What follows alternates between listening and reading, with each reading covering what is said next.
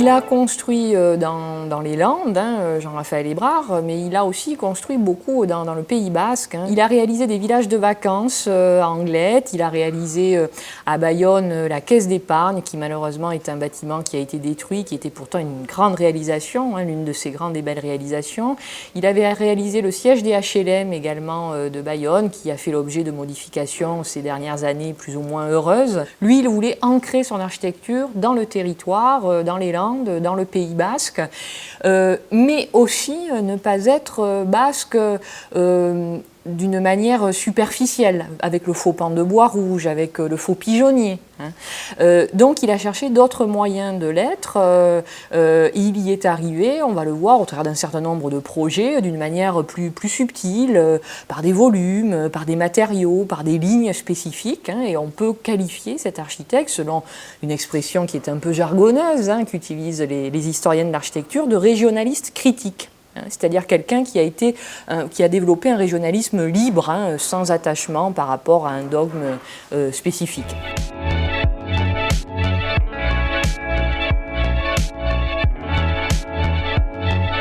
Il est connu pour un bâtiment qui, en effet, a dû beaucoup faire crier et fait encore crier, qui mérite, à mon sens, d'être expliqué. C'est en effet le VVF de la Chambre d'amour à Anglet. Et donc, en 1956, vont être créés ces villages de vacances pour les familles, avec l'idée d'être un peu des locomotives touristiques. C'est-à-dire qu'on implantait ces VVF dans des régions qui n'étaient pas très développées touristiquement, et quelque part, ça allait amener une économie touristique et un développement urbain.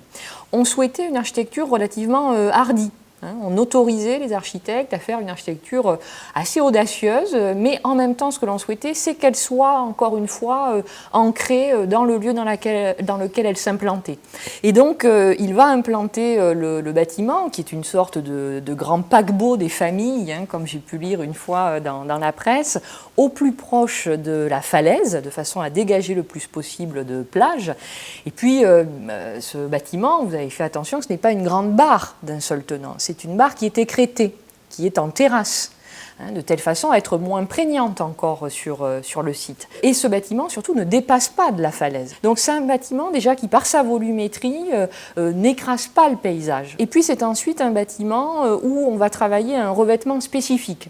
C'est-à-dire que l'idée de Jean-Raphaël était de mettre au point des tuyaux de terre cuite, donc des tuiles de terre cuite dont il avait fait régler le degré de cuisson de telle façon à ce que la couleur soit exactement celle du sable. Donc c'est un bâtiment qui se fond dans le paysage et qui pour autant est très présent. C'est toute l'adresse de l'architecte. C'est bien une création, c'est bien un artefact, c'est bien une création de l'homme et pour autant il se fond dans le paysage par ce revêtement-là.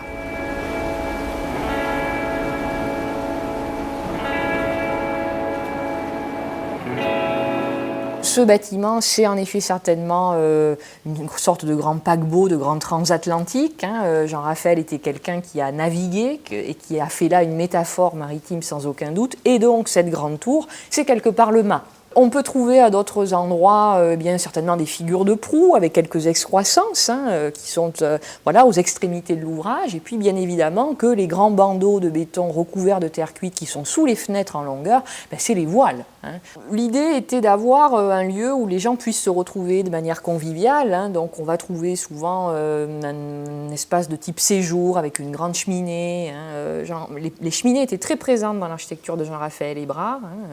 On va retrouver des salles à manger et bien souvent la référence maritime, la référence navale à l'intérieur également des ouvrages avec beaucoup de portes avec des angles arrondis comme la cabine du paquebot quelque part ou encore des hublots aussi qui vont être très présents et puis du béton. Et ce que Jean-Raphaël Hébrard avait dû appeler, comme l'un de ses maîtres, un grand nom de l'architecture américaine qui est Frank Lloyd Wright, un béton de galets. Autrement dit, un béton dans lequel on était venu enchasser des galets qui donnaient un côté rustique très puissant à l'architecture. Donc on va beaucoup trouver ça à l'intérieur, une architecture dite brutaliste, tout simplement parce qu'elle est brute de décoffrage. Le béton est brut de décoffrage souvent. Et donc on sait bien que le sel, que le vent, que les éléments sont extrêmement agressif pour tout ouvrage qui prend place en bord de mer. Ce bâtiment, c'est quand même assez incroyable. C'est un ouvrage qui n'a fait l'objet que d'une réfection, une seule réfection en 40 ans. Jean-Raphaël Hébrard était quelqu'un qui était très soucieux de la qualité constructive, du détail constructif, et donc la mise en œuvre de ce système de revêtement, de cette terre cuite, eh bien, a permis à l'ouvrage d'être pérenne dans le temps. Les bons architectes, c'est aussi ça, c'est bien sûr ceux qui vont avoir le souci d'un ouvrage qui va bien vieillir, quelles que soient les conditions, quoi.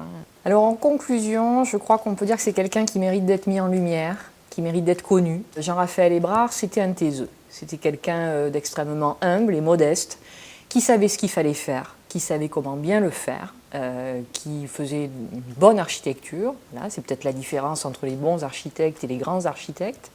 Et en ce sens, cette humilité, je crois qu'elle mérite d'être étudiée par les jeunes générations qui sortent des écoles aujourd'hui, bien faire, avoir une certaine éthique finalement professionnelle et avoir le souci avant tout de ces usagers, des gens qui vont habiter à l'intérieur de nos ouvrages, tout en ayant aussi à l'esprit d'insérer nos architectures dans les lieux dans lesquels elles s'implantent, être local plutôt que global, être spécifique plutôt que générique.